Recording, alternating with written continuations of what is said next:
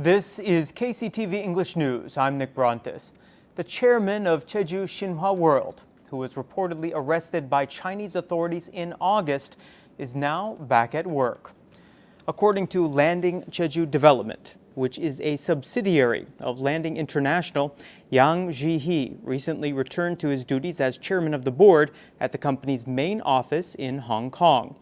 He had been out of contact since his August arrest at the airport in Phnom Penh, Cambodia, for financial corruption. His return gave a big boost to Landing International's stock price on the Hong Kong exchange. The provincial government and the provincial council plan to institutionalize the existence and use of a permanent policy consultation council.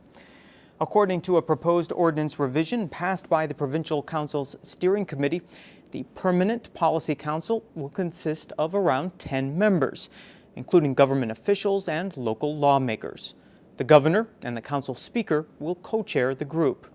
Members will discuss basic plans for important provincial policies and major issues that have a significant impact on local society. The provincial government and the provincial council agreed in July to form this type of council as part of efforts to pursue cooperative politics on the island. 46 Yemenis who were denied asylum in Jeju have filed formal objections to the rulings with the Korean government. The Jeju Immigration Service says they have filed the appeals with the Ministry of Justice. The 46 include 12 who had been granted humanitarian stay permits and 34 who were denied any type of refugee status. If the objections are not accepted, they are allowed to later pursue administrative litigation. The Justice Ministry reviewed asylum applications from 481 Yemenis in Jeju. 362 were granted humanitarian stay permits and 34 were denied any type of special status. If current trends continue, senior citizens will account for at least 36% of the Jeju population in 2045. Statistics Korea says that, as it stands now, for every 100 island residents between the ages of 15 and 64, there are 20.3 people aged 65 and older. That's higher than the national average of 19.6. Researchers say that figure will climb to 68.6 by 2045 due to a low birth rate and an aging population. At that point, seniors would make up 36% of the local population. Meanwhile, the economic participation rate of the elderly in Jeju as of last year was 46.5%. The Jeju Province Development Corporation has tentatively selected the CJ Logistics Corporation to be in charge of Jeju Samdasu distribution outside of Jeju for 2.5 years beginning in 2019. The JPDC chose CJ Logistics from among 12 companies that were bidding for the work. It received the highest scores in areas including logistics operations, quality, and the improvement of provincial logistics. The JPDC also separately selected Jeju Logistics to be the distributor of the bottled water here on the island. The JPDC will begin 15 days of negotiations this Friday to determine whether it will actually sign contracts with the companies.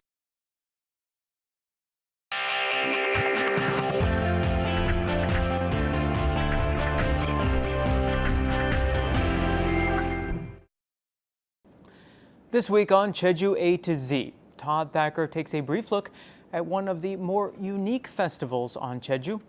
It celebrates an important marine catch, the yellowtail fish, or bangeo in Korean.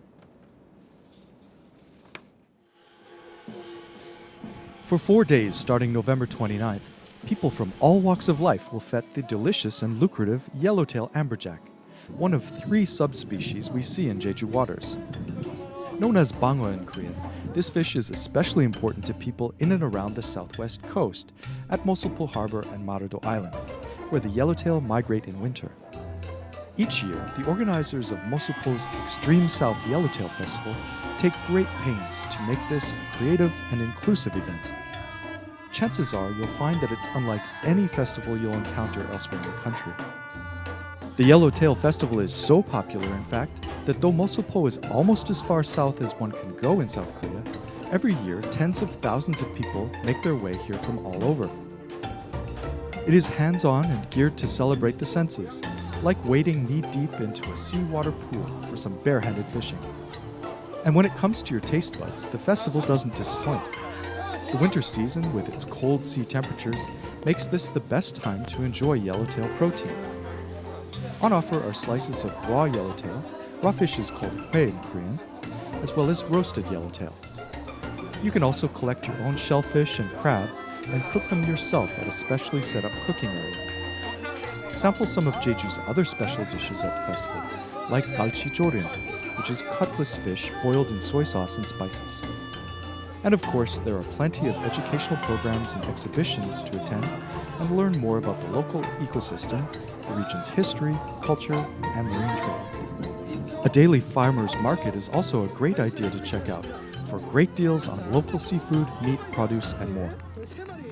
Todd Thacker, KCTV.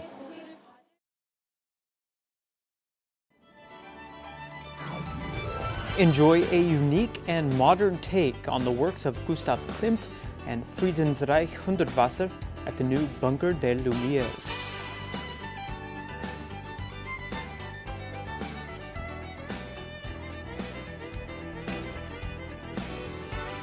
Podo Gallery, in its beautiful natural setting, is exhibiting a collection of landscapes painted on wood.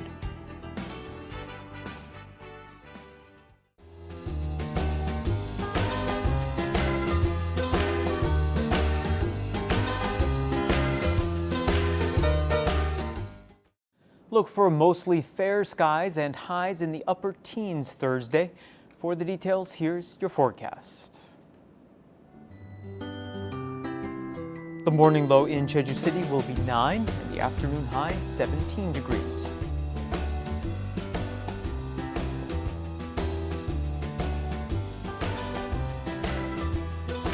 In Seogwipo, temperatures will fall between 10 and 17.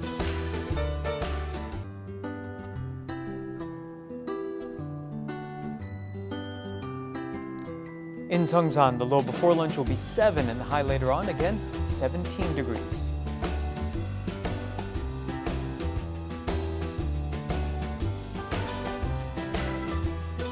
Across the island in Gosan, temperatures will range from 10 to 17.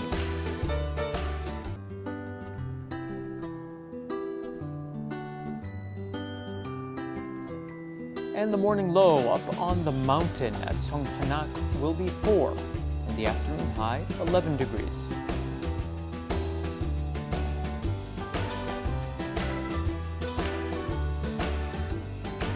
Out on the water, winds will be out of the north and northeast at 6 to 11 meters per second, and seas will be relatively calm.